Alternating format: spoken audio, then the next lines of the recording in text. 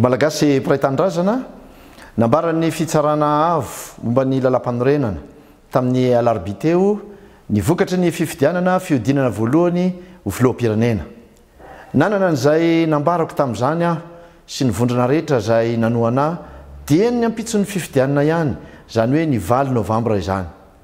Mila hajaina ny safidy-bahoaka satria ny fifidianana irery ihany no fotoana anehoan'ny tsiraray lay zo masina isy afidianany izay ho mpitondra ny firenena.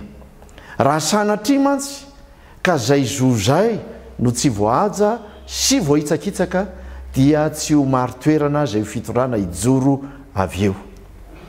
Nanaraka ny lalàna isika, nametraka ny fitarainana mifanandrify amin'ny nahitantsika ny fifidianana saingy tsy nisy vokany izy ireny. Eto dia misaotra ny vahoaka malagasy zay ny fanoana tamiko nandritra zay 5 taona izay, ary mamela ianareo isaotra manokana ireo zay rehetra nametraka ny fitokisanareo tamiko tamin'ny vato zay nalatsaka reo tamin'ny fifidianana farany teo. Makasitraka anareo rehetra mangamanga ny sary niaraka amin'ny marika ny arahantsika nanao tamin'ny akibetsika. Endriky ny fanantenantsika ireny no sady fanajantsika ihany koa ny lalàna sy ny fahamarinana. Afo tsy mety maty na hovonoana ireny, ary inoko fa hanamafiatrany ny fiarahantsika amin'ny avy. Mijoro hatrany ho amin'ny fitiavan-tanindrazana. Raha malagasy piraitan-drazana, betsaka ny fanambina ataoko ho fanavotana ny firenentsika. Misy ny vita sy tanteraka, misy ny eo andalam-panatanterahana, misy ny tsy tanteraka noho ny antony samihafa. Raisiko ho andraikitro ny zavatra vita sy ny tsy vita. Tsy misy ny tonga lafatra satria mety misy ny lesoka amin'ny maha-olombelona. Ialako tsiny aminao raha nandratra ny fonao sy ny fijerinao zany. Maro koa nefa no lesona ny tsoahako ka tokotapaka vilany mitongilana zay tsy mety arenina. Efa ezaka lehibe vitantsika ny fanehoana amin'ny vahoaka malagasy rehetra sy eo masony zao tontolo zao, fa tsy voatery ho krizy politika sy fibodona toerana trany no mamarana ny fepito-piasan'ny filoham-pirenena eto amintsika. No porofoitsika tamin'ny fanarahan-dalàna sy ny fanajana ny sotoavana maha-malagasy sy ny sotoavana republikanina eto amin'ity firenena ity zany, ka nametrahako fialana manaraka ny lalàna sy ny lalam-panorenana. Malagasy piraitan-drazana naneho ohatra hatrany isika fa azo ny mpitondra atao tsara ny miloloha ny tombontsoa ambonin'ny firenena. Nanentana ny malagasy tamin'izany aho ary ny fanentana tamin'izany isika.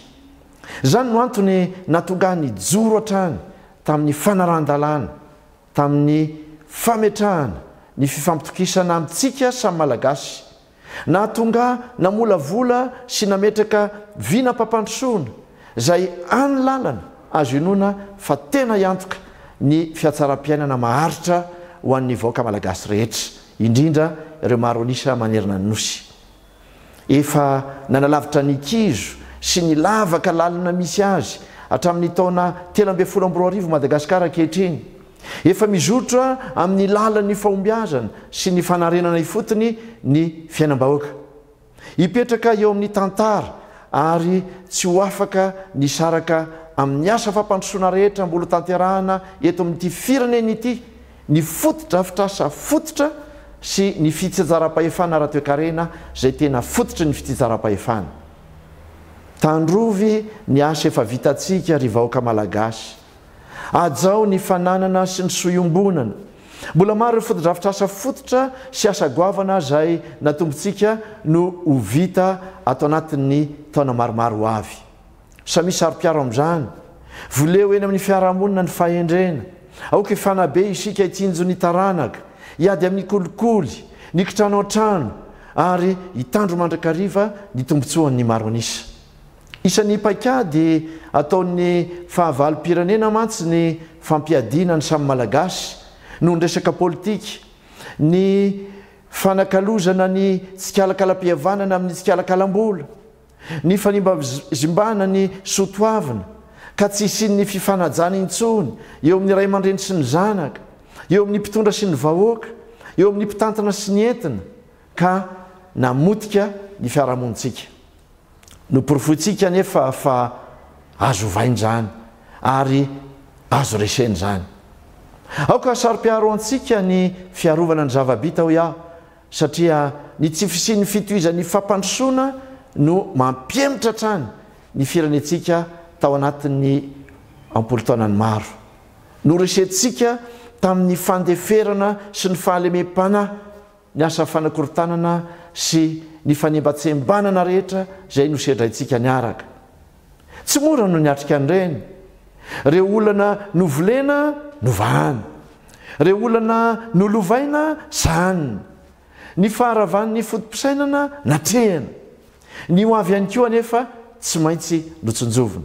Tsoroketona rivoaka malagasy fa noho ianao, noho ny tombontsoan'ireo valala tsy mandadiaro, ny sohim-bonan'ny fiarahamonitsika dia ny filaminana sy ny fitoniana. Reo no herina nampy ahy hitandro ohatra ny anak'Andriamaso ny firaisam-pirenena sy ny filaminan'ny firenena. Imbetsaka no nilaza fa mila manova toe-tsaina isika, entsika mampandroso an'i Madagasikara. Toe-tsain'ny fisandratana ho iaho.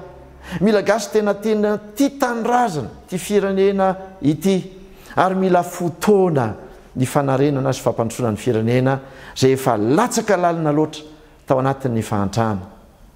Raha malagasy mpiray tanindrazana, efa nijoro ho ray aman-dreny aho nandritra ny fotoana nitondrako ny firenena, ary mbola hijoro ho ray aman-dreny hatrany. Noho izany dia nanapa-kevitra aho fa hijanona amin'izay maharay aman-dreny aho izay, ka tsy hiandany amin'ny ray amin'izy mirahalahy mianaka anao ny fihodinana faharoa.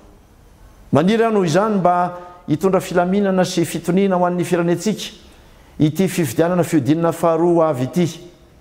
Niarahana hita ireny tsy fahatombanana rehetra nitranga tamin'ny fihodinana voalohany ireny, fanirian'ny vahoaka malagasy ny tsy hiverenany ireny intsony amin'ny fihodinana faharoa, ka manainga ireo tompon'andraikitra fa indrindra isika olom-pirenena mba hijoro ho saro-piaro ka hiaro ny safiditsika. Dia samia ho tahian'Andriamanitra tompoko.